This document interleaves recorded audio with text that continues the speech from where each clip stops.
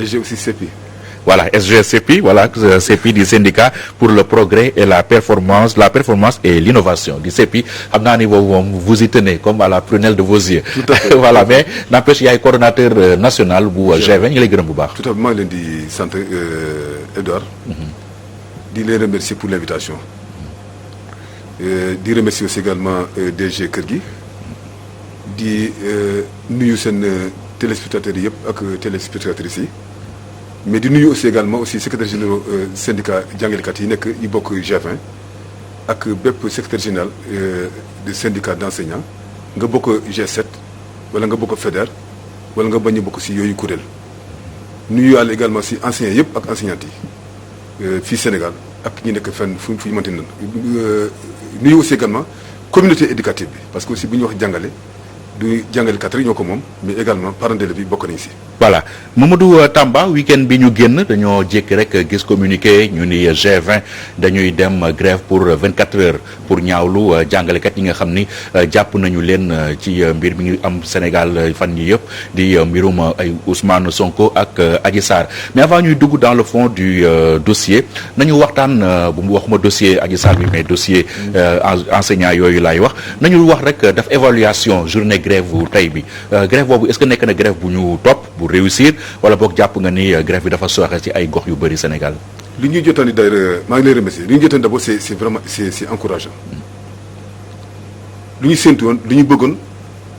daanaka am nañ ko ku déclenché mouvement de grève pendant en 24 heures enseignant toppee la topp boobu mouvement de grève sant yàlla la li ñu jottandi pour comme remonter te état-major bi nag bu coordination nationale bi nga xamante ne commission scientifique moo ko nekk di piloter li ñu def comme remonter déjà pour le moment ak ma indaale ko mooy macha allah fu ñu dem au moins c'est extraordinaire parce que li ñu si ut mooy lan symbole bi soutien suñu camarades yi SG Dambodj ak bépp ancien bi nga xamante dañ ko téye donc boo jëlee fu mel ni Thiès Thiaroye déjà Thiaroye moom parce que lycée bi 100% la Limamou la c'est la même chose et cetera mais aussi boo jëlee Tambacounda Guédiawaye donc Pikine Oussouye si boppam Mbour Mékhé donc fépp fi nga xamante ne y a bëri na fii même fii à Dakar département Dakar bi donc macha allah ak demal ba Matam ba Goudomp partout fu nekk foo dem fu nekk rek enseignants yi aussi également mobilisé nañu parce que lii dafa am solo symbole bu am solo la. da ngeen si kontaan quoi le fait que ngeen paralyser école bi comme ça du kontaan. parce que yaa ngi naan woy. non du kontaan parce que li ñu wut mooy lan. libéré lu ay jàngalekat. yëglu pour ki nga xamante ne moo yilif ñëpp maanaam moo yilif moom nañu dënk lépp si réew mi également maanaam ak démembrement ñu mën a libéré si lu mu gën a gaawee suñu collègues yooyu. donc loolu c'est important kontaante mooy lan yëg bi nga xamante ne jàngalekat yi yëg nañu seen bopp yëg nañ ni bii seen problème bopp la du problème politique yëg ni ku ñuy laal si jàngalekat war nañu see jóg comme li ko yéen journalistes yi defee ngeen ni ngi koy defee ni ko waa justice defee ni ko policier di defee yoom seen i biir ni ko médecin di defee seen i biir ni ko l'armée bi defee seen i biir jàngalekat bu ñuy laal benn jàngalekat warul des dañ ko war a jàppale. maintenant loolu taxul ñi ànd ak moom wala ñi bañ a ànd ak moom si di tax ñi jàpp ko loolu defe naa principe la bi nga xamante ne benn principe lañuy dawal. waaw principe boobu kay bu fekkee nit ki dañ kaa jàpp dans l'exercice de sa fonction de ses fonctions mën nañu wax journaliste tey amul benn journaliste bu ñu fi jàpp pour leneen nga gis journaliste yu fi jóg yu ñu fi jàpp yëpp journaliste yi jóg c'est parce que c'est seen biir liggéey la ñu juum ñu jàpp leen ñu nit ñi soo ko jóg dee jàppale leen mais Dame Mbodj ñu bu njëlee exemple am manifestation bi mu doon def waaw dama joxe exemple moom laa gën a maîtriser parce que joxe nga yeneen exemple également Dame Mbodj kenn fekk ko classe am wala ci activité syndicale am ñu jàpp ko dañ ko parce que dafa doon def manifestation boo xam dañ kaa tere loolu est-ce que jar na tey ngeen dem di perturber wala boog di paralyser école sénégalaise bi ci loolu. yaa ko wax xam nga Dame dañ ko jàpp fii ko jàpp ñeneen ñi fa leen di jàpp. ma ñeneen ñi bañ leen jàppee yéen yënguwu leen. waa dugg leen mais c'est très grave mais jàngalekat d'abord métier la bi ñu war a wéeg respecter d'abord parce que métier la bi nga xamante ne dafa sacré. ku yab jàngalekat wala yabul jàngalekat xamoo li nga def lan la kii tàggat jikko ngay toroxloo ko si kanamu élève am yi jàpp ko si kanamu élève am yi humilier ko loolu defe naa ne bépp jàngalekat bu ko dëgg rek ne serait que pour ça quel que soit lu mu def dafa war a taxaw tem ne lii daal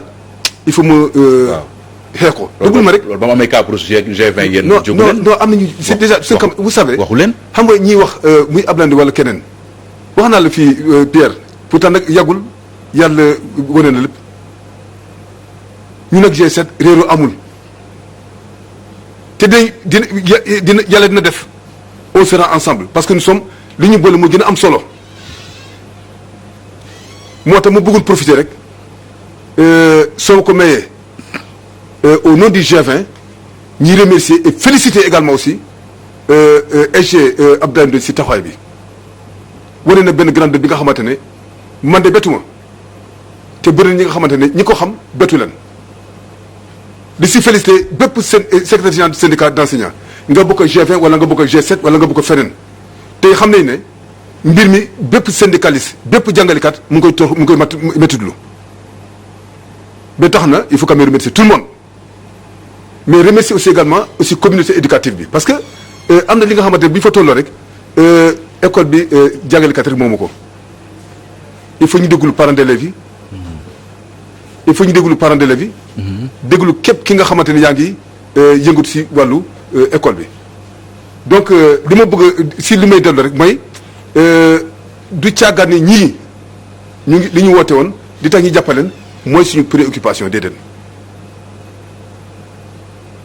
jóg bi G20 jóg ak jàngalkat yi jóg bi tax ñu jóg ñetti mbir moo ko waral bi si jiitu wax naa ko fii la dégg sànq na d'abord ay jàngalekat nañ te jàngalekat dañ ko war a wég dañ ko war a respecter am na ñuy jàpp de manière humiliante loolu du respect te le métier il est sacré loolu rek war na tax ñu jóg. deuxième cas bi mooy lan ñooñu c'est des camarades c'est des collègues en tant que tel ñu bokk corporation jàngale ñi bokk ay syndicat bokk école si ginnaaw li nga xamante ne moom nañ naan camaraderie wala collègue li ko lal mooy solidarité li ko lal mooy compassion. li ko dal mooy. service camarade ngeen di def. loolu moom loolu bokk na si. waaw dafa am solo camaraderie de corporation dafa am solo leneen li mooy boo génnee li nga xamante ne moom mooy EG Dambodj parce que li may wax ni ñoom ñoo ko bokk leneen li moom ki nekk secrétaire général du syndicat d'enseignants mais secrétaire général du syndicat d'enseignants xoolal lu mu toll lu mu doon qui a été de tous les combats bépp combat bu ñu fi jóge bépp xeex pour enseignant wala pour école bu ñu fi taxawaat rek bu fi am rek Dambodj bokkoon na si. ah mais loolu du blanc-seing. non attendez non attendez wax ma loolu j'ai pas dit ça de je suis pas en train de juger lu mu def feneen wala lu mu deful feneen wala man lu ma def feneen wala kenn lu mu def feneen mais lu mu def si école bi lu mu def si jàngalekat lu mu defal taxawaay bu mu taxawal jàngalekat yi ak école bi lay wax ku toll boobu tolluwaay yëf xeex fii au moins avec toutes les grèves du mois de grève ñu fi amal G20 ak feneen mu nekk parmi les gens ñi nekkoon si à la pointe du combat mu jiite fii li nga xamante moom mooy G20 ma wuutu ko depuis le mois de juin G20 boobu ku nekk xam ne lu mu si def moom ak ay nawlem maanaam ñun ñi nga xamante ñoo bokk G20 te ñu doon ay secrétaires généraux du syndicat ku mel noonu ngeen bokk lu nekk ngeen bokk lépp démb ba tey ak moom ak ñeneen jàngalekat yi bu ñu nekk si tollu solof est-ce que dañu war a nekk fii rek ñu croiser les bras bañ leen a jàppale loolu defe naa ne. def ko sax def ko fa def lu mu nuyoo. kenn reproché wu leen ngeen ko jàppale mais est-ce que jaroon na ngeen perturber école bi pour 24 heures. attendez dama ne ñàkk sax jàppale leen de manière minimale loolu dafa mel ni dafay niru sa wor te loolu defe naa ne ñu duñ ko seetaan koo bokkal dëmb lu nekk ñëw ba tey mu am problème nga bañ ko déglu loolu defe naa c'est très grave maintenant nga ne lan loo wax. man ni loolu est-ce que jar na ngeen perturber école bi pour 24 heures. non mais jàppale kay communiquer doy na si mais pas def dem grève pour loolu. mais dama ne. surtout koo xam ne li ñu ko jàppee du ay activités syndicalistes. dafa dem braver interdiction préfectorale. te yéen enseignants yi yéenay jàngal seen élèves yi civisme kay mooy respecter loi ak règlement wu réew. waaw nous sommes même le formateur de la conscience citoyenne. ça c'est vrai dañuy kii mooy nit ak njëriñam si réew mi ak pour boppam ak ñeneen ça c'est vrai dugguñu foofu parce que am na fi nga xam ne bu ñu fa duggee appréciation politique lay doon ou politicienne te loolu taxu ñoo jóg waaw ñoo suñu problème bi. xam nga waaw dëgg ma rek non Pierre il faut mu leer il faut mu leer moo tax maa ngi masawu parandel bi ba bëri na ñu ma woo ku mel ni El Hadji Moussa Camara maa koy cité parce que dina ma jéggal ma cité ko woo na moo xam man au moins pendant plus de 30 minutes di métti lu grève bi mais ñu ngi leen di rassurer ñoom parandel bi ak bépp Sénégalais bu ñuy déglu ak bépp homme politique bu ñuy déglu bépp kilifa diine bu ñuy déglu ni grève bi lenn lu niroog politique lu mu gën a tuuti nekkul si ginnaaw. Mouhamed Diagne nee na politique. non non mooy porte-parole ministère de l'éducation. kooku sama suñu xarit la suñu c'est des anciens comme nous te moom aussi également il faut dire qu'il est un politicien là mais aussi il est dans son rôle et qu'il faut respecter nga wax li kenn wax leneen loolu tax loolu bonul mais moo tax ñuy expliquer mais dañ moom may nañu ñu mën a expliquer ni effectivement politique lalu ko kenn mënu nekk au moins dafa am li nga xamante ne ñun bu ñu ko sóoraale loolu pour ñun suñu bopp war nañu sóoraale li nga xam ne moom mooy parents d'élèves yi sóoraale élèves yi sóoraale ñi nga xamante ne ñoom lañu bokkal kuréel bi nga xam ne moom mooy G20 am na si ñi nga xamante ne c'est de hauts responsables de la mouvance présidentielle am na ñi nga xamante ne am na feneen fi ñu bokk mais xoolal 2 ans plus de 2 ans G20 musul am problème si biir pourtant sur le plan politique ku nekk am na fi nga ñu bëri am nañ fi ñu féete te man non seulement du ma ko nangu mais kenn du ma ko nangul man kenn si G20 du nangul kenn nga jël G20 nga buuboo ko di ko politiquer mënu nekk donc dañuy rassurer parents d'élèves yi rassurer population bi yëpp ak homme politique nii du ñu mës a jege du ñu mës a jël arme bi nga xamante ne c'est redoutable maanaam syndicat di ko dugal si politique pour kumba wala pour paate duñ ko def te defuñu ko. seen grève donc li ñuy def mooy lan li ñuy def c'est aussi clair c'est aussi simple que ça. pour politique seen grève bi. non yow tam kii Pierre man du ma def loolu kenn du def loolu te kenn du ma ko nangul kenn dama ne ay enseignants nañ jàpp ñoom nañu bu fekkente ne keneen la dama ne cité naa fi ay exemple foo dem fu ne métier boo dem fu nekk bu nekk même bu fekk ni kii dafa juum demal armée moi je suis d'une famille militaire comprends nga mais dafa am li nga xamante ne ñoom balaa ñuy xam ne yow kii l'élément à tort di comme non mais dañ koy jàppale pare loolu mooy li nga xamante ni d'abord loolu dafa tumuraanke woon si jàngalekat yi si jàngale bi ba tax na tey du ñu yëkkati mooy loolu d'abord c'est plus important juger ñu fii sur le plan politique appartenance su Aïssata Mbodj ak ñeneen ñi wala juger ñu ak acte politique bu état bi wala keneen c'est pas ça notre problème dugg si loolu nag mooy indi li nga xamante ne mooy confusion te loolu bokkul amul lenn lu muy indil syndical lu muy indil école. léegi seen grève loolu moo tax non pour être très franc très concret mën naa fi citer ay exemple pour que ñooñu y a des gens qui sont dans le G20 bokkuñu sa mouvance présidentielle mën nañ am ñoom ils ont leur liberté de penser ils sont des indépendants purs et durs am na fa te ñooñu ku leen sóoraalewul donc c'est manque de respect et aux enseignants ku nekk si ñun également aussi am nga syndicat sa biir syndicat bi man sama syndicat si boppam mais su ma la waxee da ngay tiit su ma la wonoon tey même au moins bu ñu pointé benn affaire débat yi fay am mais c'est des débats extraordinaires. seen grève bi keneen aussi également beneen syndicat aussi loolu moom léegi Mamadou seen grève bi yaakaar nga ni mën na mettre la pression sur la justice ba ñu bàyyi jàngalekat yi ñu jàpp. non vous savez que le mot mettre la pression. ah en réalité c'est ce qui est recherché. oui mais attendez vous savez c'est une expression une forme d'expression le mot de grève. Et il nous a permis également aussi de communiquer et de nous faire entendre d'expliquer aux gens parce que jënul si kenn kuy manifester ku nekk bàyyi ko mu manifester parce que perturbation réew ñun d'abord lay amal kii lay déranger ñun en tant qu'enseignant parce que ce sont des écoles qui sont perturbées ce sont nos élèves qui sont dans la rue ce sont nos élèves et étudiants qui seront en danger loolu moo tax également nous ce que nous souhaitons c'est que au moins dal am si réew mi qu'il y ait des manifestations ñu mën a permettre yooyu am manifester parce que au moins condition moo ko mayee si dal avec un encadrement je vous donne un exemple xam nga ñu dañu teroon sitting nous on avait fait ici vous avez suivi le sitting qu'on a eu à faire le 30 septembre en face de la fonction publique dans un premier temps dañu defoon suñu information lettre d'information bi mais on nous a interdit pour donner les mêmes mobiles bon on a failli quelque part braver mais non on va essayer de on va remettre ça pour voir mais quand on a remis ça non seulement et puis encore c'est les mêmes conditions hein. Il y a interdiction de rassemblement etc même principe yi là